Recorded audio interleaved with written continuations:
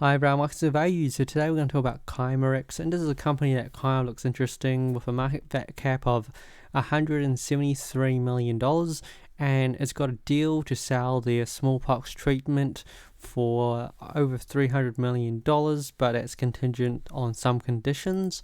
So what is the deal worth really? So the entire deal, if they meet all the conditions, is worth $337 million. But if we look at the real details, they actually get $225 million up front. And I think the market would have been considering they do get $100 million extra up front, which is split into four $25 million milestone payments. And with each payment, it is contingent upon the exercise of future barter procurement options of Timbixer or something like that. And the question is, how likely is it? Well, with the current situation with monkeypox, there's quite a high chance that it will be exercised because smallpox treatments are actually quite effective against monkeypox. So then it might be seen, like barter might actually be utilizing quite a lot of it.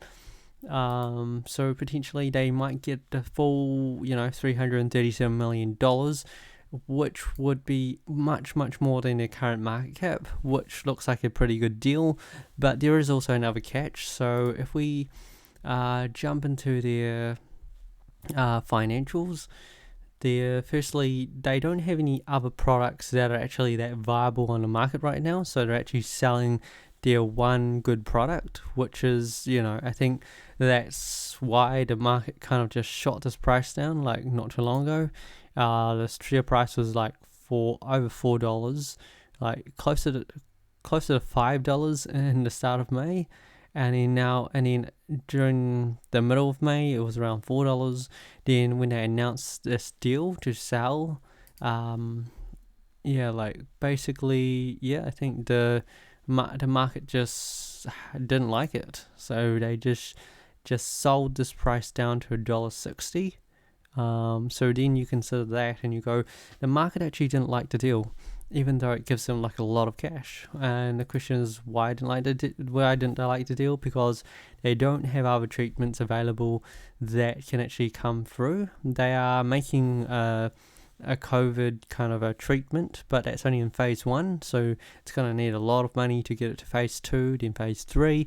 So I think that's where the market's kind of like standing, where they're going, you're going to get a lot of cash, but are you going to burn it all really quickly?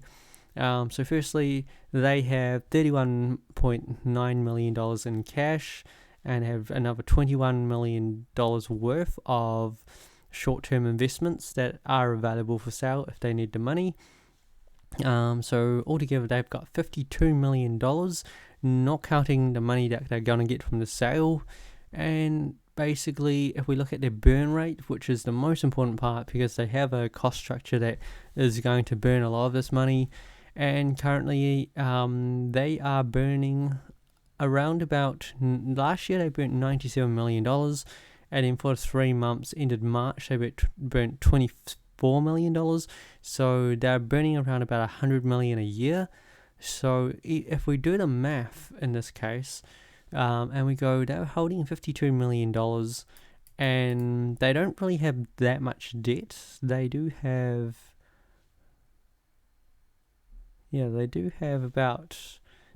payables, but not too much else in terms of debt itself. So there's they have got account payables and accrued liabilities, but nothing that's pointing towards any loans of any sorts.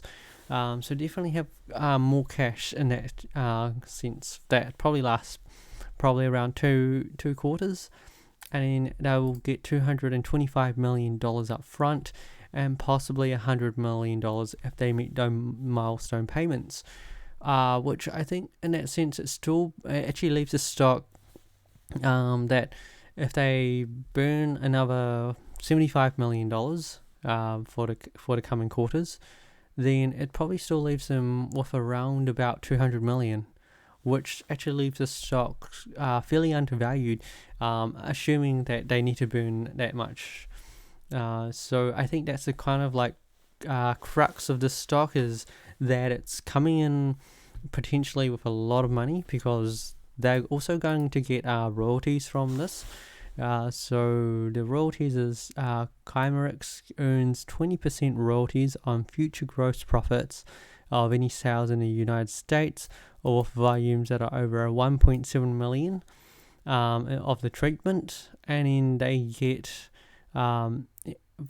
if it's outside the US, there's agreements that allows Chimerix to earn 15% royalty on all gross profits associated. So there we go. So they will get more payments up front as well.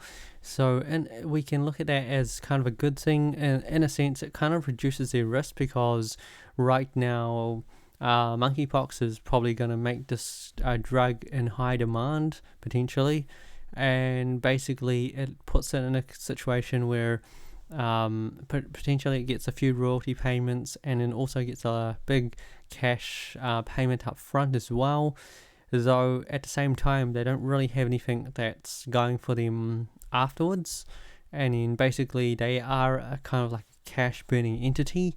So then it kind of puts you in this kind of weird area where you go, they're going to end up with so much cash that's going to be more than their market cap, yet at the same time they're burning about 100 million a year. But it just depends on what your thoughts on the future of the company is. And I don't think the market really had a lot of excitement when they announced the sale. So that's the biggest question around that, because you could end up with a lot of cash, but then what happens afterwards when you sell basically what your golden goose? Because you basically sold the one product you had on the market, unless you could acquire another product that could work out pretty well. So it just depends on what the management's kind of outlook is. Like in any case, they could do a cash buyback of their own shares as well, because they will be flush with cash. But I don't see them. I don't see the point in wasting money, but it'll be interesting to say what they are going to actually do with this, because they're going to end up with potentially $325 million if they meet the milestone payments, which, given with the situation of monkeypox right now, there's a high chance that they could actually get those milestone payments and end up with possibly $337 million, which would be close to basically double the current market cap of this company, not counting their $50 million in cash as well. The $15 million in cash and cash equivalents, and short-term investments, obviously. So that's the biggest question. Is this one of the companies that looks pretty undervalued, or is it kind of one of those things? It looks good, but isn't really that good. So that's. I just thought, I don't think I can decide entirely whether I think it's a good deal, because it looks like a good deal. But is it a good deal? Because it's got a lot of cash.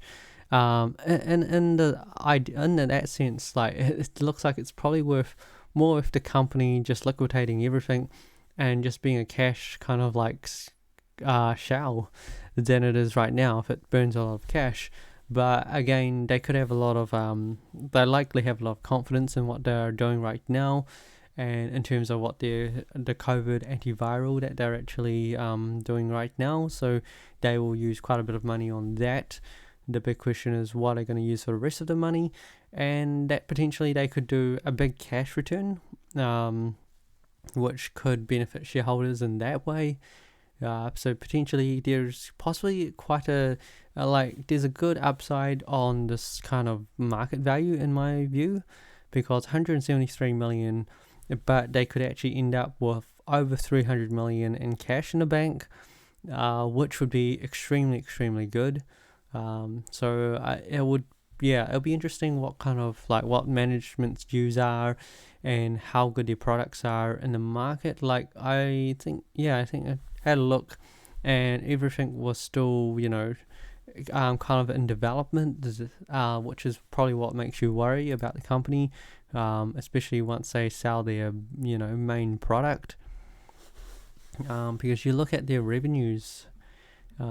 If we go back to the revenues, where were they? See here, basically, they didn't have much in revenues. They had they had like negative 99,000 in basically profit and gross profit. So they had licensing revenue $15,000, and basically cost of goods sold 114,000. Whereas in the prior year they had 1.4 million in revenue.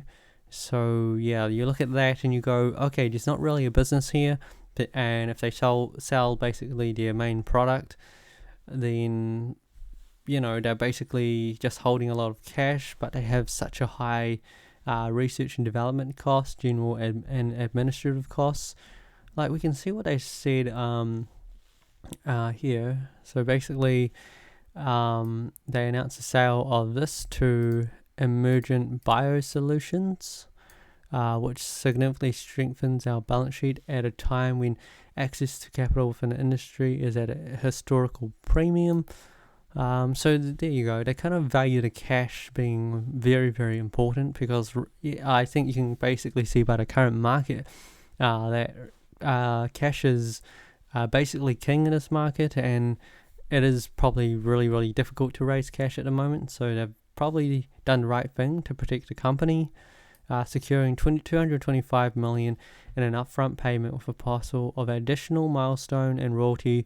The royalty solidifies our ability to fund the development of ONC 201 and an Imperidon platform without the uncertainty that arises from contracting with government entities. So we continue to our engagement with US Food and Drug Administration, FDA, basically, regarding the development of ONC 201.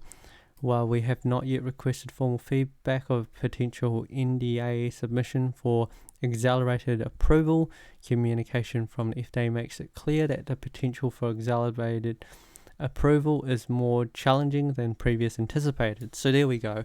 Their next product is probably going to take a while if it doesn't get accelerated approval, which I think there's going to be a lot of challenges.